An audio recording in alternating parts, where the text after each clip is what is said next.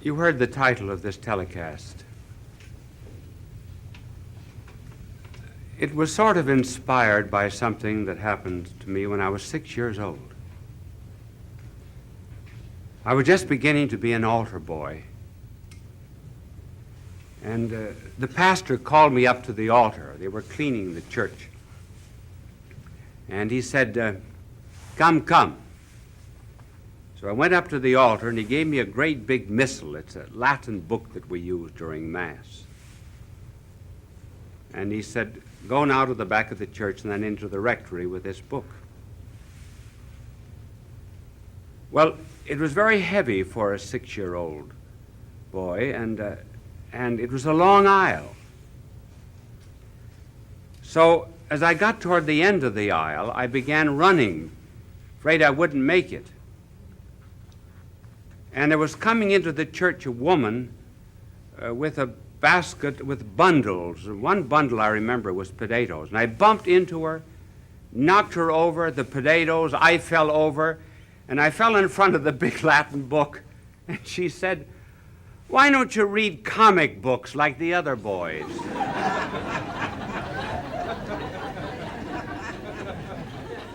Well, that was my introduction to Come, Come, Go, Go. You could never guess what it's about. I will merely begin by saying that the world is rather divided into two groups of people today. There is what might be called the go-go group, and then there's the come-come group.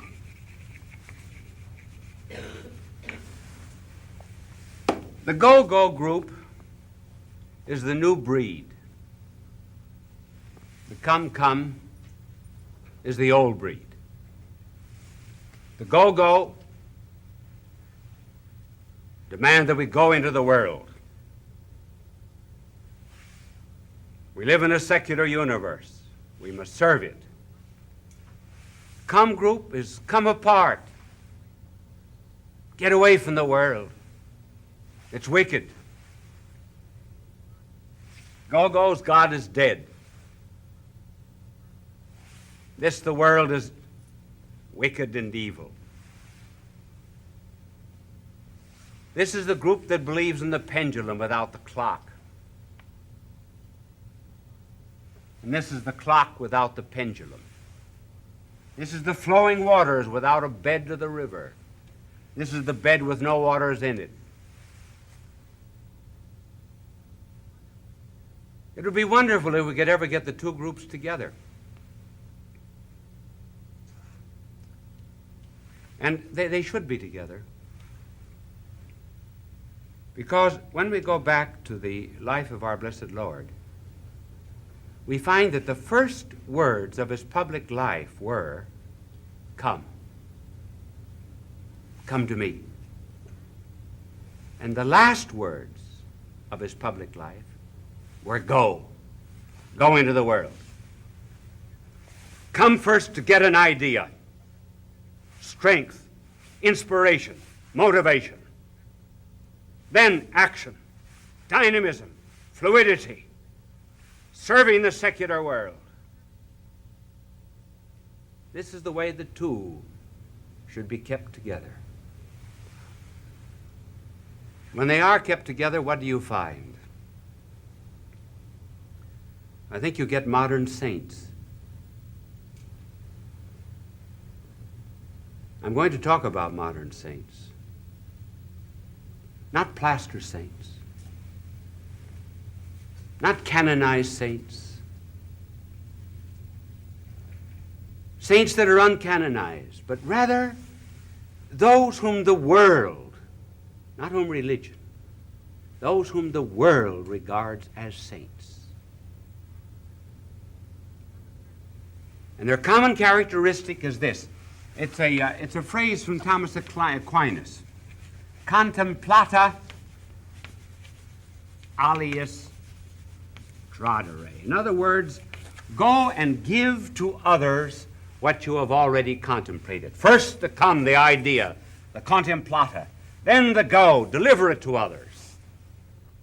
Now, quite apart from any view that you may have concerning these whom I am about to mention,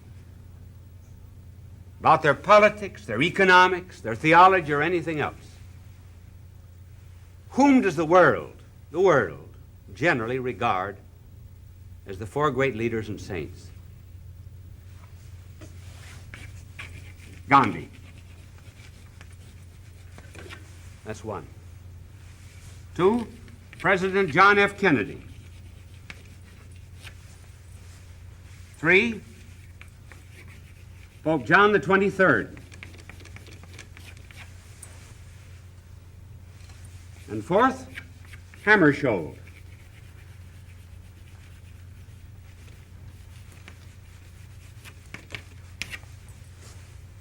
Formerly of the United Nations. Each had a great idea. Each first came. They got some contemplata. For Gandhi, what was it? Nonviolence to others, but violence to self. For Kennedy, what was the great hidden idea and inspiration? We're going to call it the occult cross. John the 23rd, love of God and neighbor. Hammarskjöld, interiority. Now, the point is that these men were great, each and every one of them. Not because they started with a secular order, but because they started with a great inspiration, great idea, then activated it. Their ideas were motorized. First, Gandhi. I'm just looking at the clock to see how much time I can give each saint. I've got 15 minutes, 4 saints. That'll be less than 4 minutes for each saint. I'm not going to have much time. So this would be the quickest life of the saint that you ever heard about in your life. First, Gandhi. The great inspiration of Gandhi's life was nonviolence to others with violence to self. He said, after reading the Sermon on the Mount, as far as that is concerned, I am a Christian. He believed that one of the reasons people make war against others is because they've never been made war against themselves. So before he preached nonviolence, he was violent against everything in himself that leaned toward egotism and selfishness. When Gandhi was 37 years of age, he took the vow of celibacy. And he kept it until his death. And he said, I felt that any particular human love that I might have in marriage would narrow me, and I wanted to love all of mankind.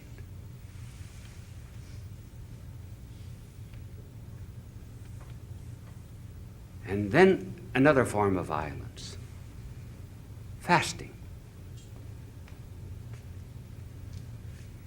Gandhi wrote better about fasting than I think any man in our contemporary world. He related prayer and fasting. Prayer, he said, attaches us to God, but fasting detaches us from creatures. And then he gave a new concept to fasting. He said, fasting has great influence on those whom we love. Whom we love. He said it will not have a great effect on tyrants, but it will on others. He wanted, first of all, by his fasting, to share in the hunger and the misery of his own people. And the only way that he could do this was by feeling within himself the gnawing pangs of hunger. And after he had conquered himself, then he began preaching nonviolence to others. And for what reason? For the sake of freeing the untouchables. those people of India that were ignored. One was not even to touch them. And he fasted to free them. And that Gandhi did. So his great contemplata was this idea from the Sermon on the Mount. Crush the ego, and then you'll begin to have influence on society. So it's first the come, come, then the go, go. And then the second, President Kennedy. You know, I read 5 or 6 books on President Kennedy, and none of them seemed to strive to catch the soul. What was it? The books that you read are only succession of events. It's very much like describing a violin solo by dragging the hair of a dead horse over the entrails of a dead cat. The soul is gone. What was the contemplata? What was the great idea? I think it was the occult cross.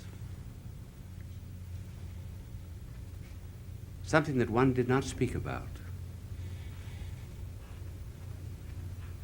He knew what it was, he knew it from his faith, but I'm not speaking just of that. He had hurt his back playing football at Harvard. Then on August the 2nd, 1943, when he was lieutenant commander of a PT boat in the Pacific, Japanese destroyer spotted them in the dark and cut the boat in two. One of the men were killed. In fact, all were announced later as dead. He was in the water 13 hours. But when that destroyer hit his PT boat, he was thrown flat on his back on the boat, and he said, "Now I know what it is to die." That back was a cross, occult. Came to know pain. Pain that wasn't to be spoken of. 2 operations. Twice given the last rites of the church. Campaigning, he would sometimes go to the entrance of a hall where he was to lecture with his crutches and then throw the crutches down in order that no one would know that he was in pain. This was something to be hidden.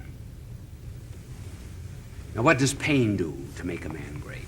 Well, pain is a purifier. We get learning out of books, but we get wisdom from suffering.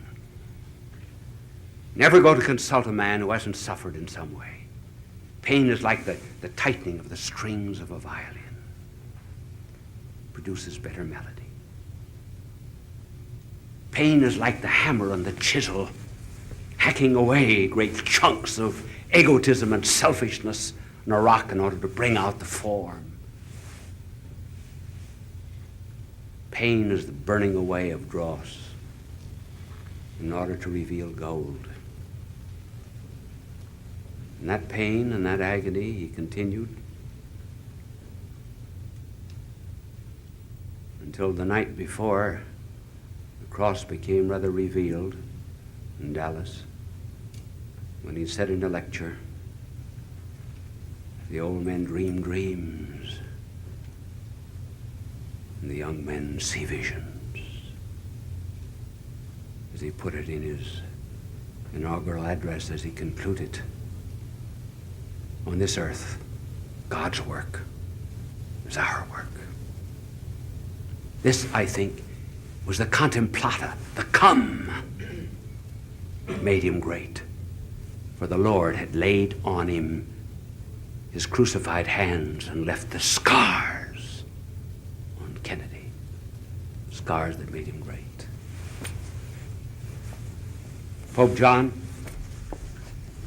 well, he's simple to analyze. His contemplata was simply love of God and love of neighbor. That's why he had such a wonderful sense of humor. He lived in 2 worlds. Love mankind I remember he told me once, he said, my philosophy of life is never to make anything complicated. Make everything simple. But when he was a cardinal, for example, in Venice, sometimes the canals overflow. And this particular day, there was a heavy rain and the canals overflowed and the water was about 6 inches deep. He went into a wine shop. And the winekeeper was a bit embarrassed to see the Cardinal of Venice coming in, and he said, dry throat, Eminence? He said, no, wet feet. I remember I went in for an audience once with Karsh. Remember the famous photographer? And Pope John posed for the photograph, and then he turned to me and he said, you know, listen, from all eternity, God knew that I was going to be Pope. He had 80 years to work on me. Why did he make me so ugly?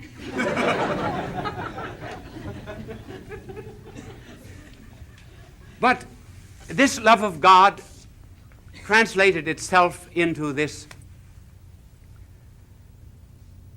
beautiful dictum of his, namely, I love all humanity, and that's why I can never feel harsh toward any man. That's why I think he was the one to call the council. So he opened the doors of the church and brought the church out into the world. Brought the world into himself. Those great big arms of his were almost like those great columns of Bernini, except that they were fleshy, and he could, in a certain sense, embrace all humanity. And this was the one who made men love one another. That was his contemplata. He first came. Come to me, all ye who labor and are burdened. He did. He came. Then he went. Yet because he had an idea. Not just an action that turns into busybodyism, as it always does when one lacks a master emotion. And then finally, perhaps the one who was least known of all, and one of the truly great men of our times. There was only one man, I suppose, who ever knew him.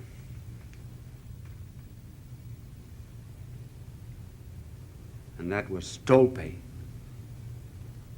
Sven Stolpe was a friend of his youth and his associate during life. Stolpe has done the best work that has been written on Hammarskjöld, called Dag Hammarskjöld, a spiritual portrait. It was only to Stolpe and to his diary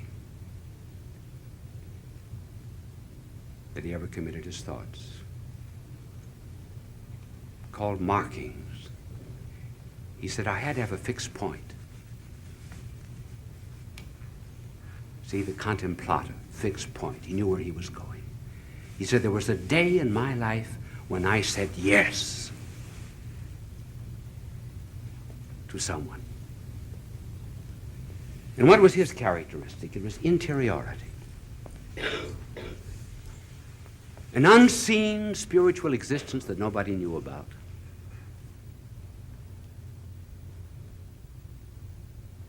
When he was a boy, he lived intimately with the sorrow of his father. His father was a political figure. He suffered unjustly, labored under many false accusations. And in the midst of that, Hammarskjöld began turning to the scriptures and saw that that was the life of Christ, that he had suffered and died in order to bring peace to the world.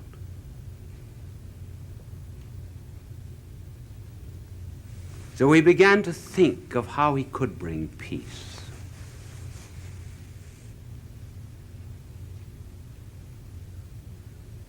Stolpe says of him, he never married.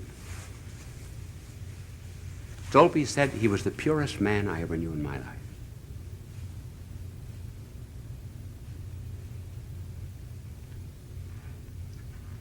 And he wrote 3 brief poetic lines about his chastity, in which he said,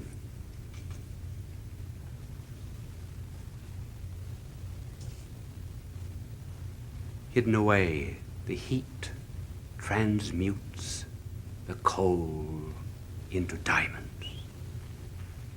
What is a diamond but a carbon on fire? And so he said he felt that by not using this power, it could be transmuted. As he put it in another way, on another occasion, he said there are various ways of getting with a great creative act, and one way, he said, is to not just the sexual act. It is one complete and total act of sacrifice. He prayed that he might gather his whole life up into one such brave moment of surrender. And before he left for the Congo, he wrote on his, he asked that a plaque be put up for those who give their life to peace. And 13 days after that, 13 years to the very day, he was killed. And he wrote something which sums up his life. He said, the road, you must follow it. The fun, you must forget it. The pain, you must endure it. The truth, you shall be told it.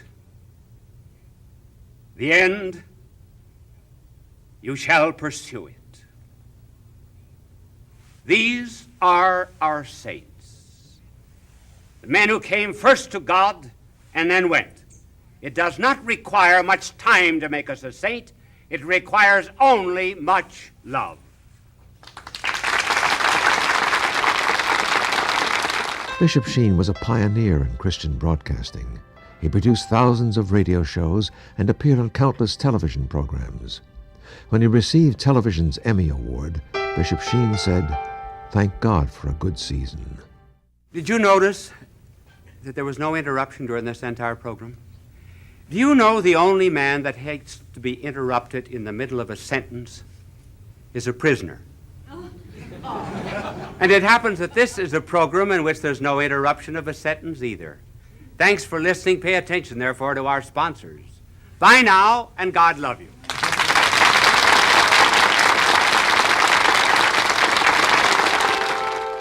Fulton J. Sheen is indeed a man for all seasons.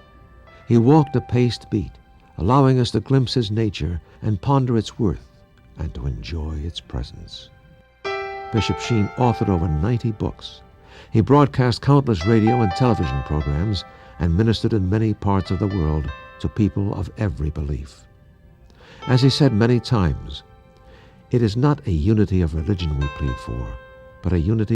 When I was coming in to the airport the other day, there was a soldier who evidently had been away for a couple of years, and his wife was there, young wife, to meet him at the airport, and they had a very warm embrace, and he was looking over her shoulder as he embraced her, and he says, "Oh, there goes Kitty McCoy."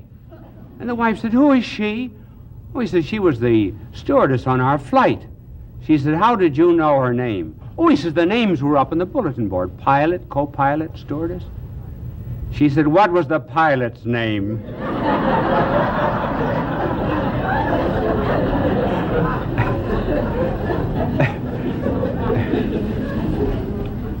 This telecast is not going to be what you think it is. I know you've heard the song, "Love is a many splendored thing," but I'm going to tell you the origin of that expression, a many splendored thing. I'm going to tell you who really wrote it, but I will tell you in a minute. It is a very interesting life because it's somewhat related to our age, in which there is a fondness for flight from consciousness. What is there, anyway, in human nature that makes it rather anxious to evade and escape consciousness and responsibility? Alcohol, dope, sleeping tablets, whatever they happen to be. A way to avoid the responsibility of being awake. And I'm going to tell you the story of a man who had a flight from consciousness. And in this story, we find revealed the unconscious influence of little things.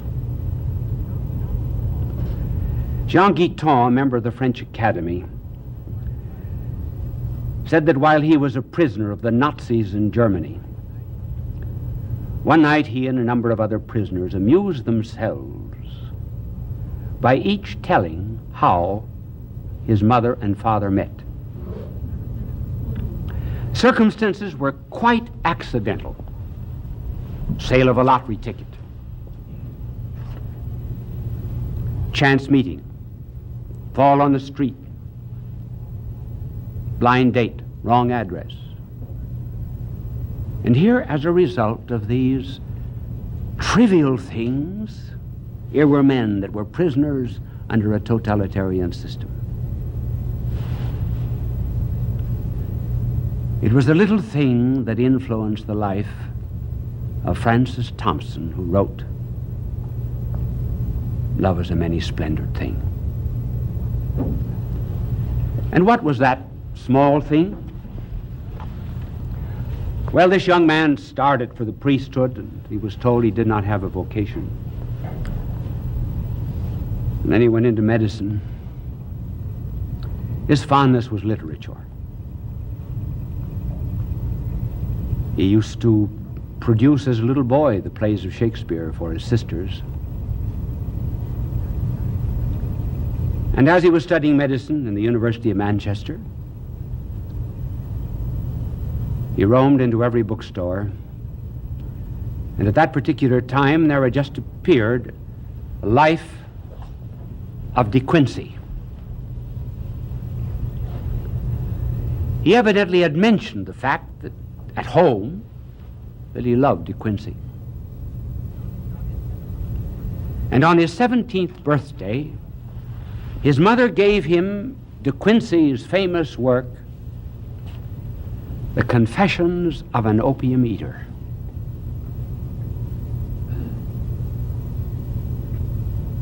And his 17-year-old eyes fell upon this line of De Quincey. Why, at the age of 17, should I have become a prisoner and a prey to this drug, and lost my mind and my freedom? The mother never intended that her son Francis Thompson should ever follow in the steps of Thomas De Quincey. But he did. So he went in for the psychedelic, for the flight from the unconscious. And here there's a curious parallel between the life of De Quincey and the life of Thompson.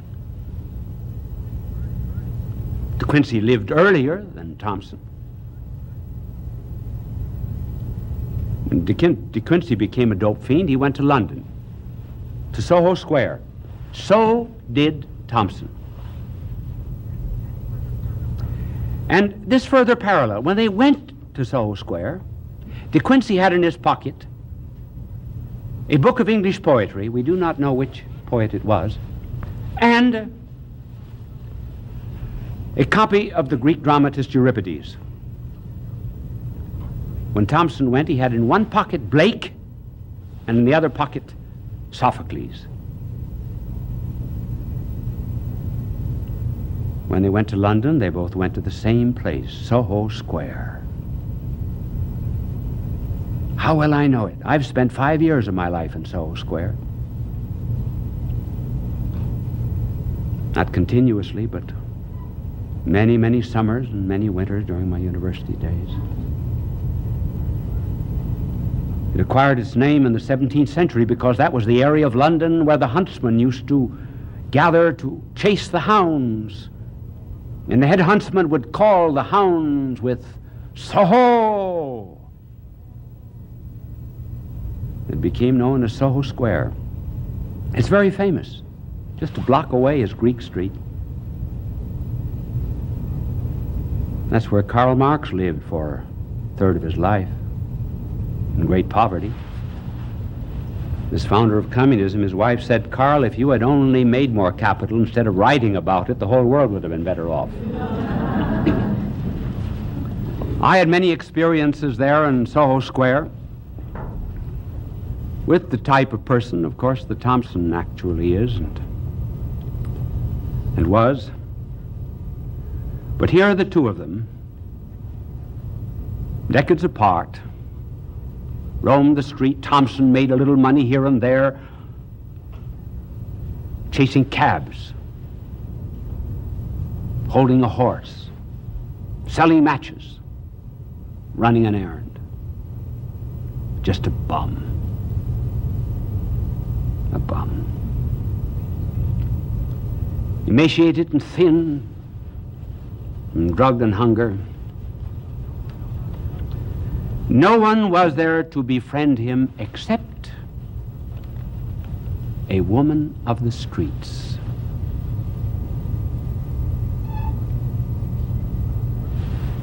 And one wonders, in all of literature,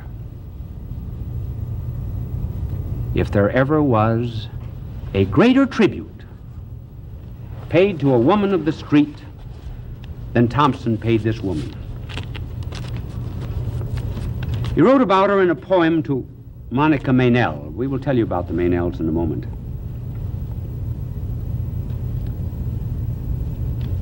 And this is his description. Then there came past a child like thee, a spring flower, fallen from the budded coronal of spring.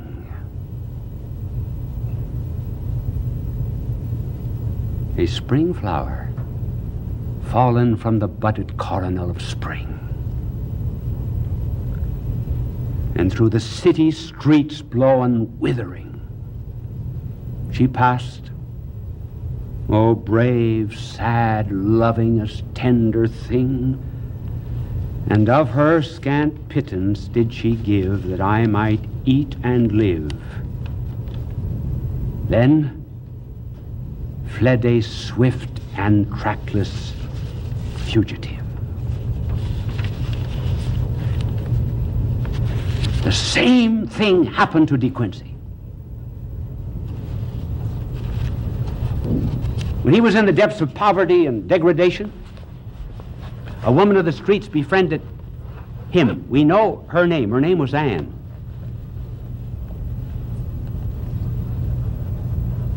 Thompson, or rather St. Augustine, never gave the name of the woman with whom he lived before he was converted. Thompson never gave the name of this one. But he went out and searched for her. Now, why he searched is interesting. He gathered up in dusty old, dirty papers an article and a few poems, and he sent them to Wilfred Meynell, who was the editor of Merry England. And in the letter to Wilfred Meynell, he said, "You may return the manuscript and the rejection slip to Francis Thompson, Charing Cross Post Office, general delivery." He never heard for 9 months.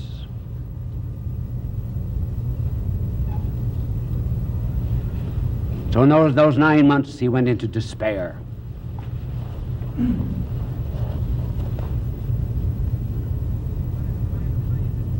He wanted to find this woman. He could not do it. She said to him as she left, "You are always a genius. You're above me."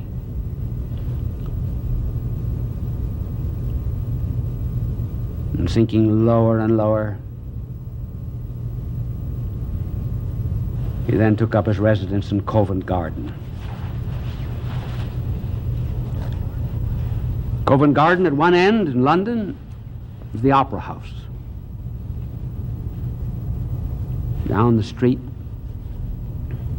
Maiden Lane Church. You go down 2 or 3 steps to go into it.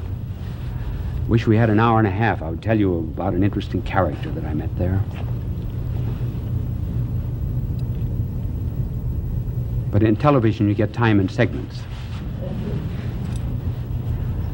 And then in front of the opera was Covent Garden. Covent Garden was where all of the produce of England was brought every morning. So in those days of Thompson was born in 1859. In those days, there were 2-wheeled carts, horses, baskets, dirt, and refuse. And used to sleep under those carts, being awakened by the pounding of the horses' hoofs. And I wonder if anyone, ever weary of life, ever penned such lines as these. Forlorn and faint and stark, I had endured the watches of the dark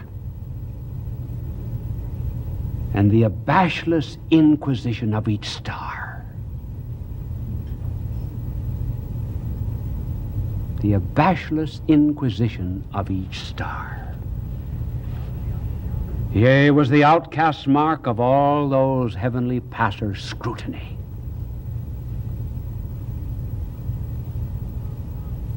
Stood bound and helpless for time to shoot its barbed minutes at me.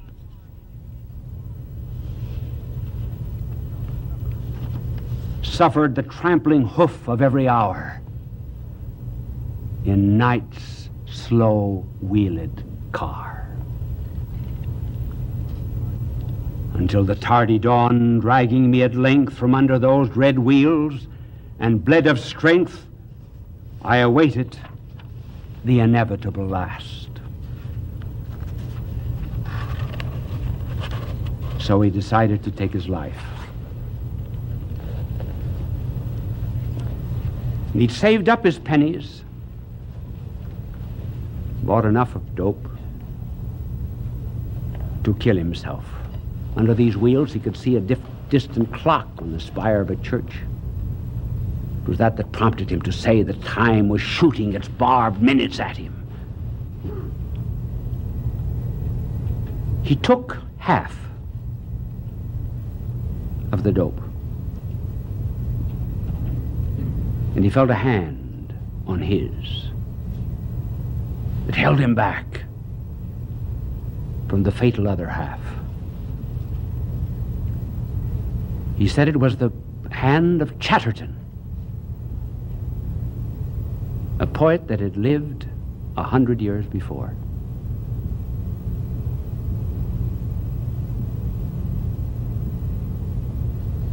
He gave up the attempt at suicide, and the next day, news came to him that Wilfred Meynell wanted to see him. The 9 months had passed. Now begins a kind of change of life. Wilfred Meynell attempts a cure, sends him out to the Abbey of Storrington. And here we enter into a new phase of his life. His love of children. And as he roamed about the fields of Storrington, he met a little girl whose name was Daisy Stanford. And this is what he wrote of Daisy.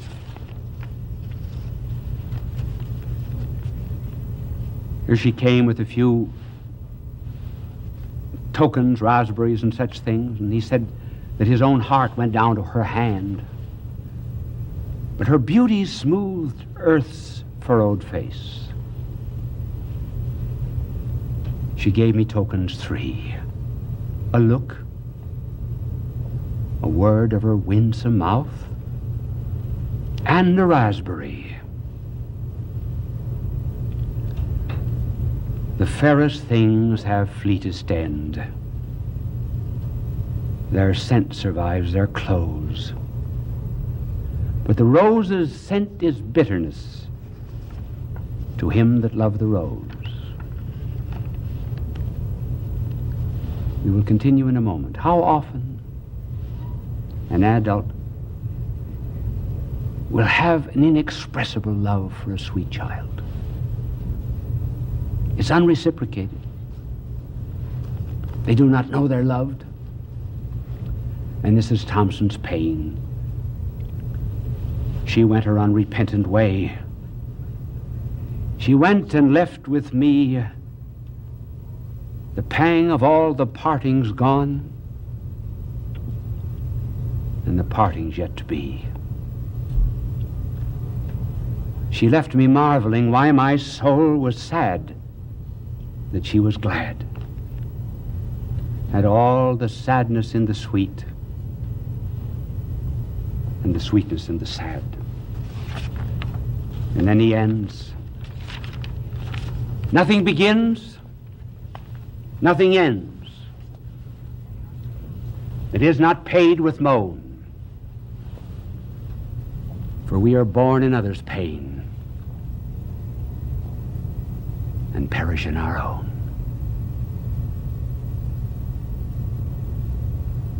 The love went out from his life. But then he found some solace in little Olivia Meynell. Sweet little child, but here was his life spoiled.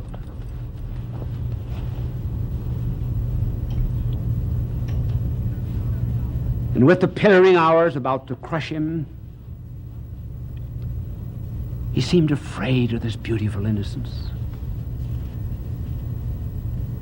And he wrote, I fear to love thee, sweet, because love's the ambassador of loss. Love's the ambassador of loss. White flake of childhood, clinging so to my soiled raiment, thy shy snow at tenderest touch will shrink and go. Love me not, delightful child, my heart by man's snares beguiled, has grown timorous and wild. It would fear thee not at all, wert thou not so harmless, small, because thy arrows, not yet dire, are still unbarbed with destined fire. I fear thee more than hadst thou stood full panoplied in womanhood.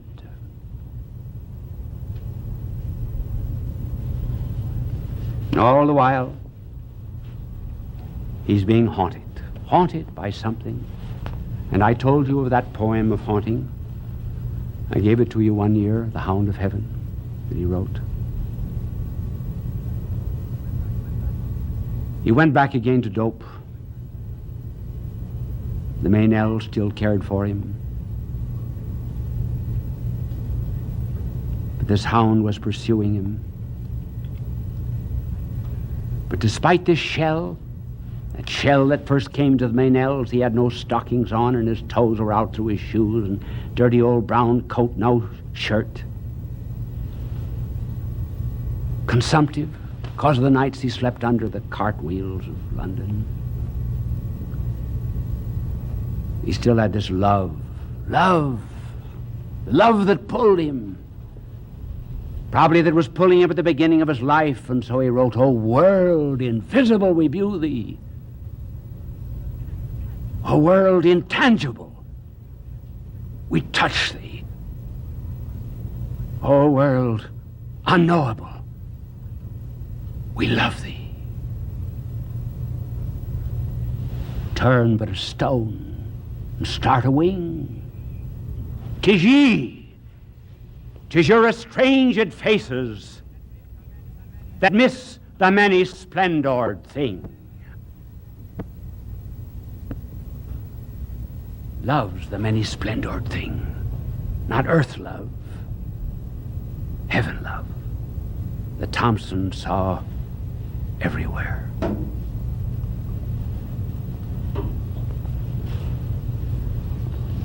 And haunted by that love, he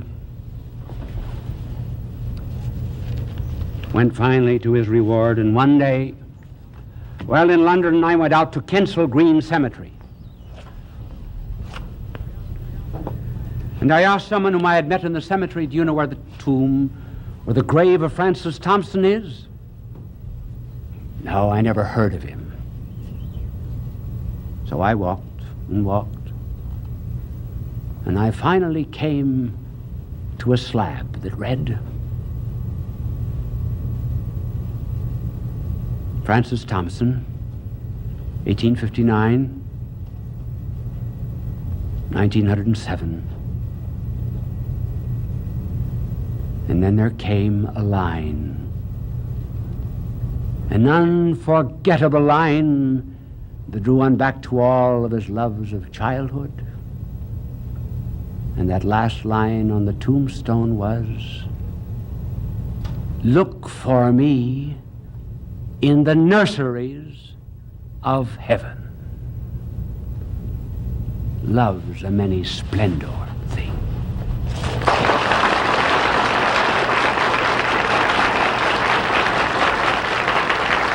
Bishop Sheen will return in a moment. In years to come, if you're looking for me, I'll be with Francis Thompson, so look for me in the nurseries of heaven. Bye now, and God love you.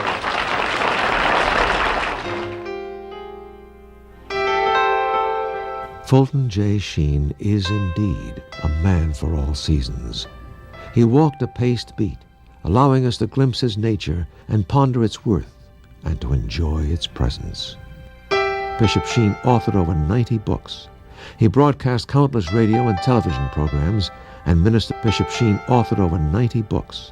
He broadcast countless radio and television programs and ministered in many parts of the world to people of every belief. As he said many times, it is not a unity of religion we plead for, but a unity of religious people. We may not be able to meet in the same pew, but we can meet